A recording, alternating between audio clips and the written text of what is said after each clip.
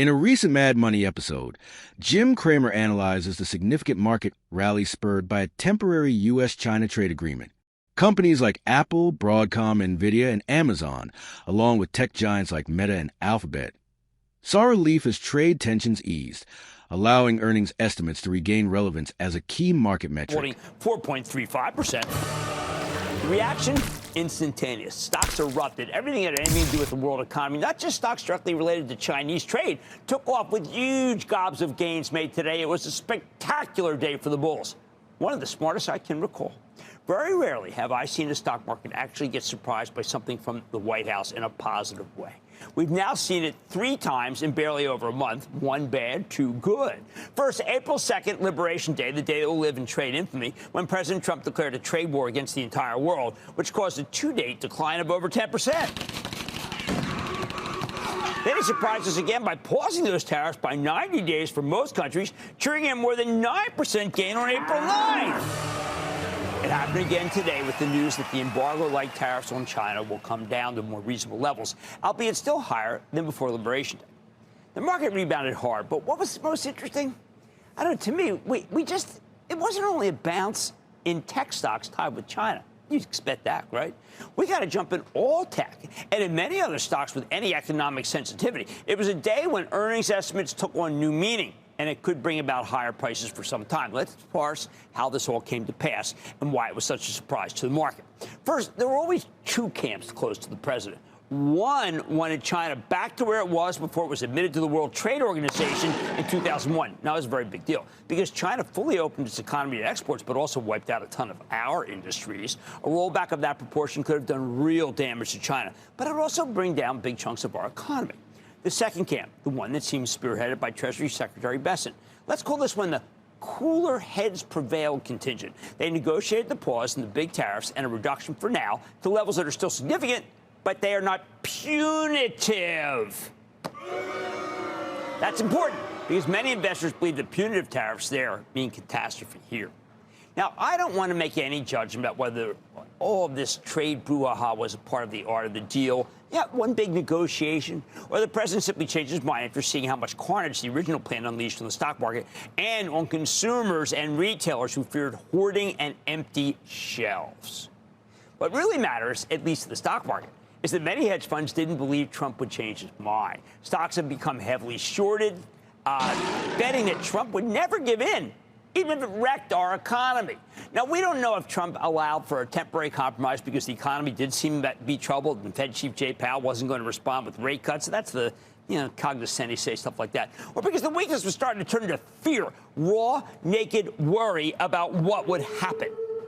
The House of Pain. Think about it. How many times have you heard that we were on the road to an unavoidable recession because of the China tariffs? That became the cause celeb that the Bears wouldn't let go of, a pot of honey for the Grizzlies that was oh so close, as the talks already thought to fail produced nothing all weekend.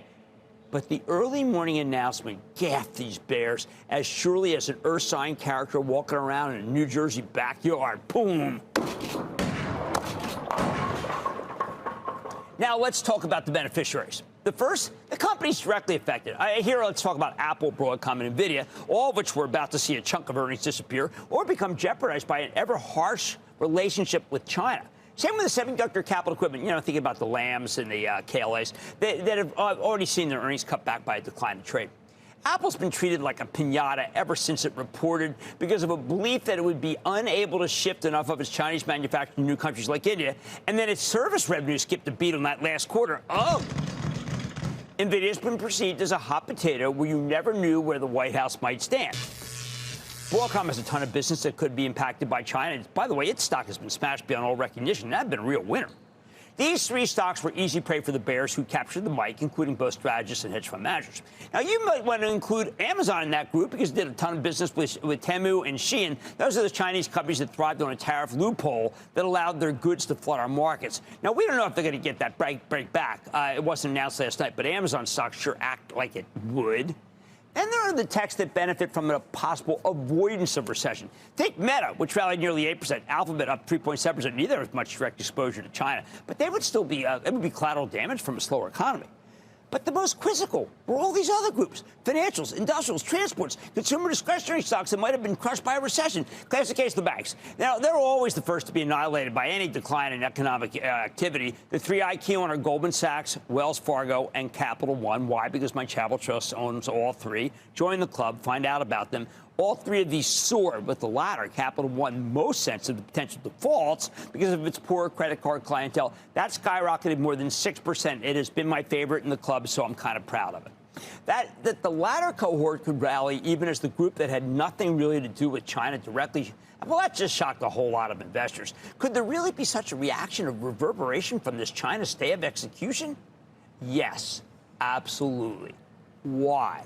Because we'd all become used to the idea that it didn't matter how good their previous numbers were, the ones they just reported.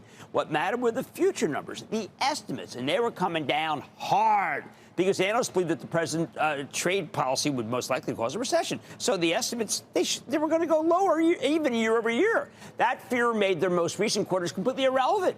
You could own virtually nothing except the most defensive stocks, utilities, some of the safer food stocks, better drug stocks. How about this for irony? The president announced this very morning some unilateral drug price cuts, ones that can't really push through, he can't really do on his own, even though initially people thought they could, and the stocks just cratered. Later on, we realized that perhaps they would just be a negotiation. They still got hurt, but then they came back when people realized that Big Pharma doesn't know how to roll over, and it's going to fight tooth and nail.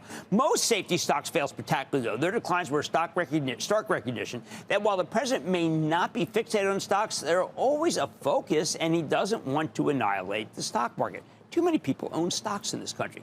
Now, we know that we won't be free of the bears here. There's too much at stake. They don't want to seed the rap that Trump could still cause world trade crash. And you better be short it, that's what they say, and take the advantage of this rally to short. But I come back and say that we see how easily stocks can rally. Isn't it a little dangerous to be that short?